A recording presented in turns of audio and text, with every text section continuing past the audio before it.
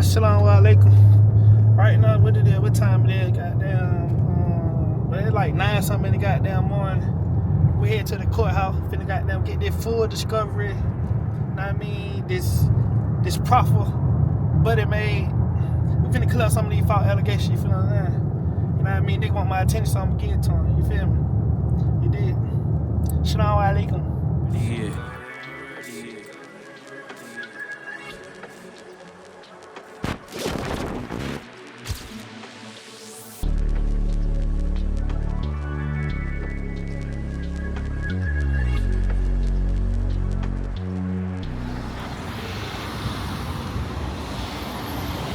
What's happening? Hey, look, we finna get ready to head to the courthouse. You feel what I'm saying? We finna clear up these false allegations for the boy Kwony Cash. You feel what I'm saying? He want my attention, so now he finna get it. You did.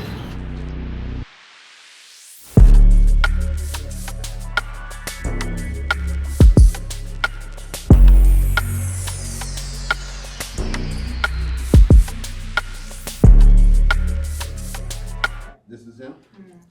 And they're all but done? All done. Outstanding? That's it. Do you need a That box? is you. Is it Need a box, sir? Yes, please. You got a box in the back. Yeah, I'm good.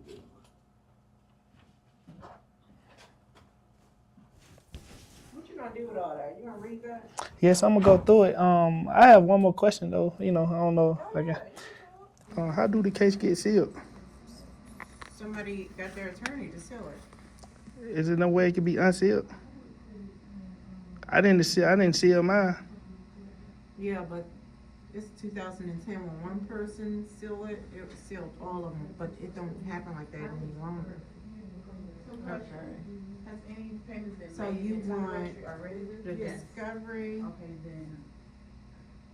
And the guilty plea transcripts from Let me see what you can get by it being You sealed. might not have. Cause they only give the indictment disposition once it's sealed. It says for G level or it's gonna be treasury.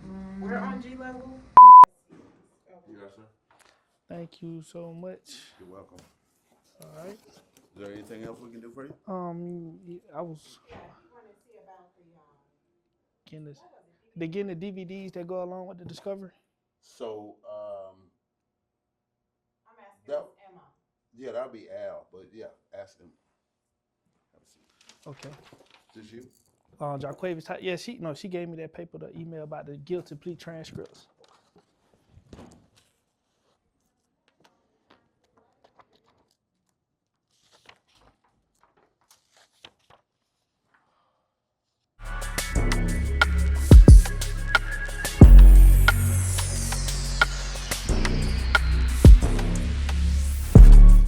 So who are you?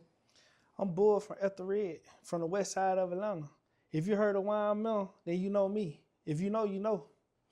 So on the Big Facts podcast, there were some false allegations made by your co-defendant, Kwony Cash, and we're here to clear the air. So let's get into it. So what happened? I was actually put in a situation where it would either me or them. So at the end of the day, it was anybody. Like, what Gucci Mane said, I see your mama cried, my mama cried. So that's like one of the situations I put in. But I'm gonna give you a little brief of what went on. So I had a show to do with the rich kids. You feel what I'm saying? Me and my group had a show to do with the rich kids. We pulled up or whatever. The guys, they end up coming from the club, but due to me being in court, I realized that they got rejected at the door due to alcohol being on their voice. I mean, being in I guess they smelt it or whatever. So they ended up rejecting them. As they came out, they ended up bumping one of the rich kids or whatever. So they bumped one of them. Of course, one of my people said something to them. You know what I'm saying? They ain't say nothing. They waited till they got to their car and went to reaching on the seat like who? So as I see the aggression coming from them, I don't ease to my will and put mine on my side. I put my scrap on my side. So as they leaving, anybody who ever been on Southside 17 or been on John Burrow Road, you know that when you coming out from Southside 17, you make that right, you going toward Cleveland. They made that right. Of course, I'm not thinking at the time, you feel what I'm saying? So as they made that right, I see the one behind the passenger roll the seat back like, yeah, fuck, nigga, and he went to fine, boom. So of course I ducked with the stick and went to him back. You feel what I'm saying? Did what I'm gonna do in any situation. It could be now, tomorrow, back then, like, yeah, any nigga, hit at me, I'm gonna hit back. They just, I don't count that law. You feel what I'm saying? So as they circled around us, they still shooting. They left out the way they left out the first time, then made the left going towards the highway. So that what it was, me being put in the situation where I had to defend myself. I had my little sister with me. I had my little cousin, she a female too. Then my partner, he had his girl. We got like 4 females in the car with us. You feel what I'm saying? What I look like going home to my mama talking about my little sister don't got hit or something like that? Man, I'm not going. Like, I love my people and I love me. You feel what I'm saying? I'm not going, period. Okay. So, in the interview on Big Facts Podcast, DJ Scream specifically asked Quan if they go through the paperwork, the case wasn't going to be sealed, and he said no. What's your take on that? And if they get to digging through this paperwork, is it all like open, nothing sealed, all that type of stuff? No, this shit open up. Ain't nothing hidden. Ain't no. I ain't do nothing. No prop. I don't even know what the fuck that is, man. Regular street shit. Went to jail, man. Went to prison. Took a plea deal. Ain't nothing. I ain't have to do nothing. I ain't have to act crazy. I ain't try to sneak around nothing. It ain't nothing to hide. I can't be exposed. I can't be. It's impossible. Clearly, you see in the video when I just went to the courthouse, the document sealed. What reason do I have to seal the documents? I'm here to tell you, yes, I went for self-defense. Yes, I was put in the situation, but why would the documents be sealed? Why would the clerk say they sealed?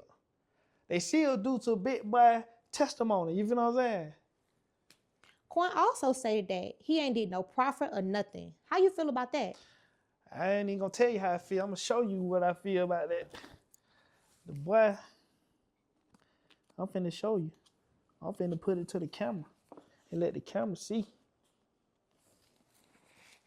Like, first and foremost, I want to show you the paperwork. Like, this the real paperwork that come from the courthouse. You feel what I'm saying? Ain't been tampered with, period. Like, these real certified documents.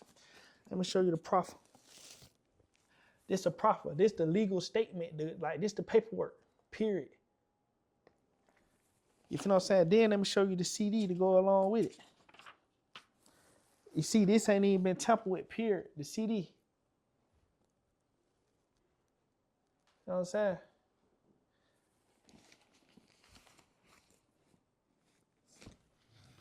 Okay. So there was a proffer involved. Definitely was a proffer involved. Let me tell you something. I didn't even know the boy made a proffer until today. I was today years old when I found out the boy made a proffer. Like, that ass. I knew that he made a, of course, due to me being in trial and seeing all that, but I ain't know he made a proffer. Yeah, no, I ain't know that. I just know he did some damaging, statement. Okay. So how many statements did he make? He made 2 statements. I'm finna show you the first one. He made one in 2010. I'm finna show it to you. And you can read it to the people.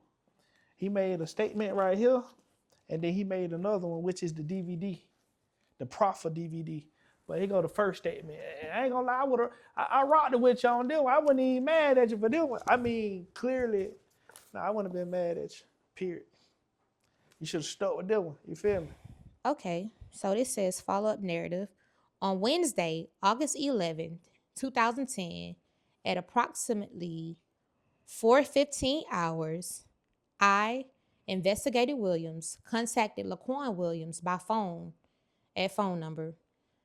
Laquan Williams stated that he was at Southside 17 on 11/9/2008.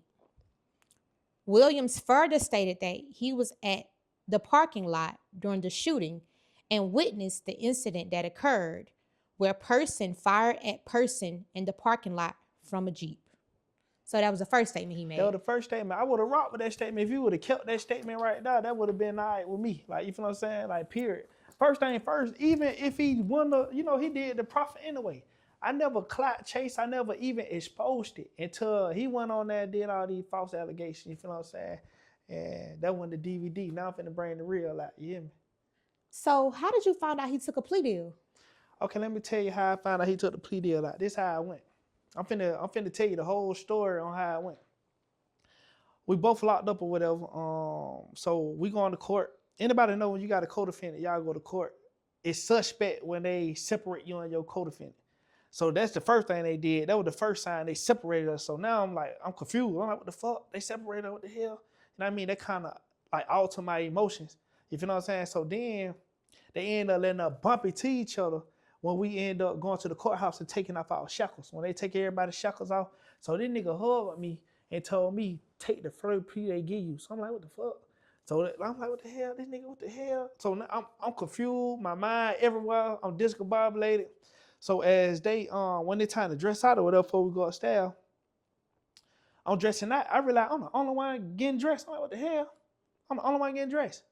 So as I'm the only one getting dressed, we go up to the, where they got the holding tank behind the courthouse. I mean, not behind the courthouse, but like, behind the courtroom. So then when my lawyer came in, then when I realized he on the bullshit too. Like he whipped the DVD out of Kwony and some more people. It ain't just Kwony, you know what I mean? It was some more people too. Whipped the DVD out and showed me this. When I tell you that, all to my whole train of thought, all to everything, my stomach went to somersault. Anybody who ever been in a position in that courtroom with your life on the line and the real, you find real charge, know how that feeling feel. You feel what I'm saying? I instantly got diarrhea, bubble guts, like straight up. You feel what I'm saying? And that's how I found out he took the guilty plea. And when I got back to the, after I took my time or whatever, I ended up going back to the jail. I called my people, everybody crying and shit. But then when they notified me that, I went out there when he took his plea agreement. But my people said they heard him say, due to the statement here today, we're gonna reduce Quan Williams charges that we're gonna use in trial. And I did request for them documents. They on the way. They said it'd be here in 30 to 90 days. So that's what I'm waiting on. Look up open records request. But anyway, I printed it out for you, and these are the steps. Okay, thank you so much. And how long do it usually take? Yeah, now, at first it has to go through the portal, then it has to reach our office, and then we get a certain amount of time to get those documents for you, maybe like 30, 60, 90 days. So, it's not a overnight thing. Okay, would the attorney be able to get it faster?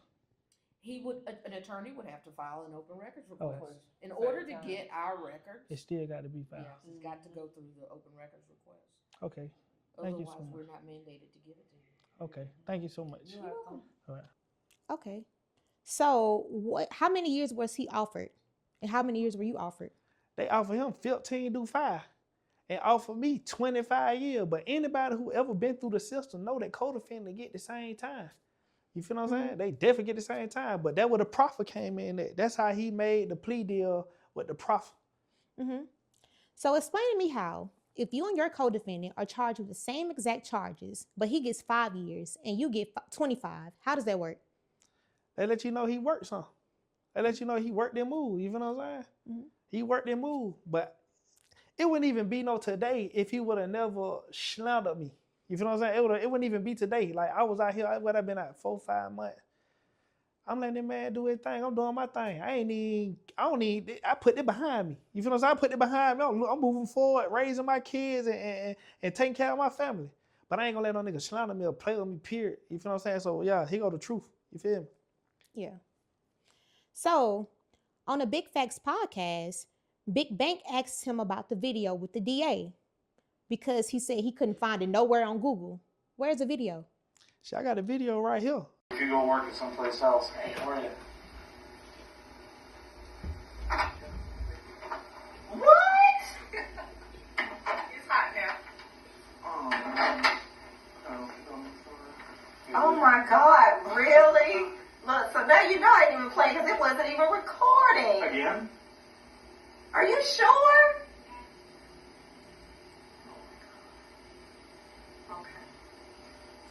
I guess we could streamline it, the questions. Yeah, so we'll just state your name.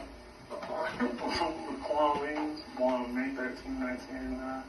Okay, we're here to get a statement about the shooting that happened at Southside 17 back on November 8th, November 9th, 2008. Okay? Some truck came in front of the light pole and heard a gunshot. Okay. And what did you do? Hit the ground. Okay. Now, at the time you heard the gunshots, did you know where they were coming from?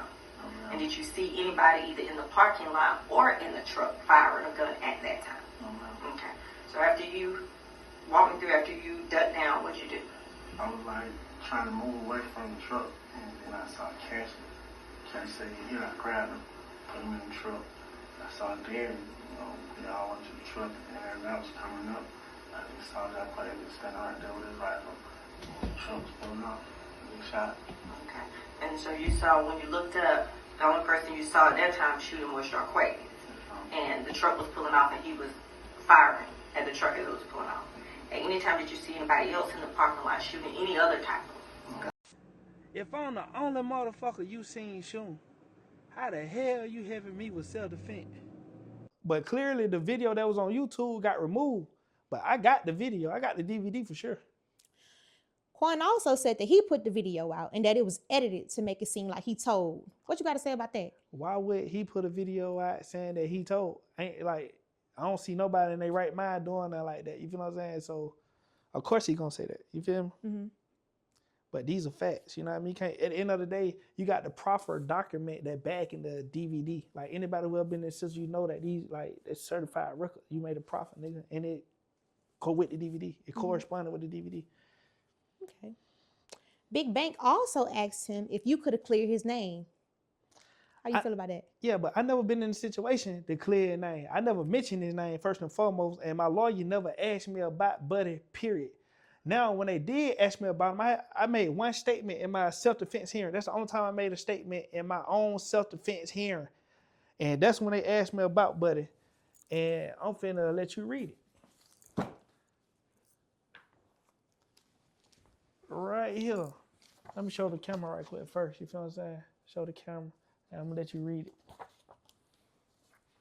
Thank you. So, okay, so the DA says, what about Quan? You know somebody by the name of Quan? You said, I know of Quan. She said, your co-defendant, LaQuan Williams. You said, I know of him. She said, so you didn't know him before you all got charged with murder together? You said, say what now? She said, you didn't know him before you all prior to being charged with this murder case. You said, just heard of him. She said, you just had heard of him? You said, yes, ma'am. She said, he wasn't a part of your group? You said, no, ma'am. She said, and he wasn't a part of the rich kids? You said, no, ma'am. She said, so he wasn't in the car with you? You said, period. She said, and he wasn't in the car with them? You said, no, ma'am. She said, now this club Southside 17, has you been there before? And you responded back, no, ma'am.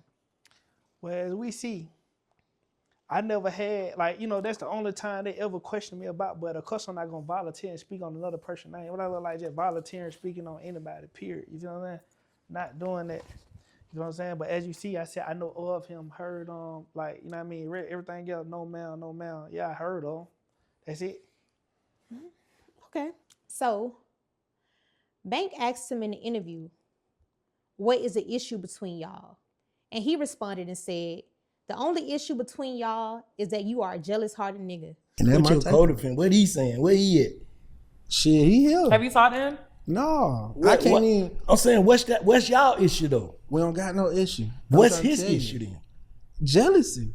He a rapper too, man. Just imagine you being an artist. Well, I know niggas don't. If you're a jealous-hearted nigga, then you gonna understand it. But he a jealous-hearted ass nigga, man. That's all that was. He know I ain't do nothing wrong to him. Because you are an artist. Are you a jealous-hearted nigga? And are you an artist? Hell no, I ain't no jealous. Why would I be jealous? Look at me and look at Buddy. What the hell I'm be jealous for? I got my own pay, got my own motion. You can go look at the Welcome Home video. You feel what I'm saying? Like, I'm me. You feel what I'm saying? I'm in my own lane. Now, far as like an artist, I ain't rapped in 14 years and 6 months. I'm not getting in nobody's booth. Man, I got a whole bald head. I don't lost my hair, gray in my beard. I'm too old for that shit, man. Uninterested. I don't desire to be in nobody's booth, period. But he never put his hand out there and said, hey, boy, fuck you, boy. Never. I talk to him on the phone and everything. Homie ain't never got on the phone with me and acting crazy. So have you and Quan spoke to each other since the incident? The last time I spoke to Quan was like 5, 6 years ago. They were during the time he went on the, I don't know, they did something on live, Parlay and Trouble. They did something and he went live trying to clean himself or screen his face in over there. And like right after that, he reached out to me. US don't gave this nigga my motherfucking number. He called me, I didn't know who the hell it was. So when I get the call, I was like, yo, like, you know what I mean?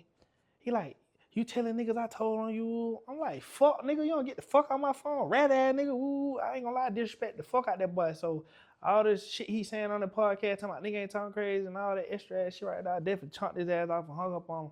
And now recently, US reached out to me again. He reached out to me probably about 3 weeks ago. I'm in Miami. Like, I'm in Miami and John, my motherfucking self. I get a phone call from US talking about shit. You interested in Tone? Fuck no, nigga. And US will tell you, and I'm saying his name right now. US will tell you, and hear exactly what I said. Fuck no, nigga. I want to talk to no nigga that delusional.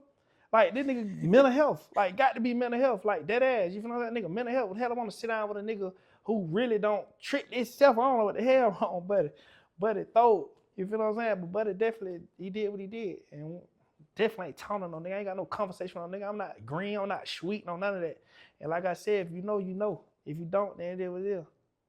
So my last question for you is, are you a gangster or on some gangster shit? Hell no. All the gangsters I know either dead or in jail, and I defeated both. Nah, definitely not no gangster, man. What I'm doing or what I'm on a journey.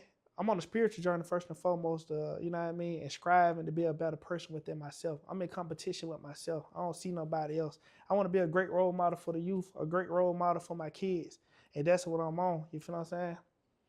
Other than that, hell no, I ain't no gangster. Okay, that's fair. And so what kind of business endeavors do you have going on? Oh yeah, well, I got multiple businesses. So if a person want to learn the stock market on here, you feel what I'm saying, you hit me up at 2500_bull. You want one-on-one training with vendors and how to find locations, you can hit me up also. You feel what I'm saying? You want to learn about real estate, you want to learn about taxes, you want to learn about credit. These are things I educated myself on while being incarcerated. My mind ain't known, like, as you see, I didn't come out like, oh, shout told on me, boom, boom, boom, boom. Nah, my mind don't educate myself, man. You feel what I'm saying? Freeing myself from ignorance. You feel what I'm saying? That way I could be wealthy. Other than that, my mind ain't on nothing. If a nigga 35 plus years old doing all that extra ass shit, y'all need to rectify itself. You feel what I'm saying? But don't take what I'm saying or my kindness for weakness. Like I ain't going for nothing strange. You feel what I'm saying? I'm going for nothing strange. So, alhamdulillah, man. All praise due to God, man. I'm out of here. Okay, cool. And that concludes our interview. Thank you, Bull. No problem.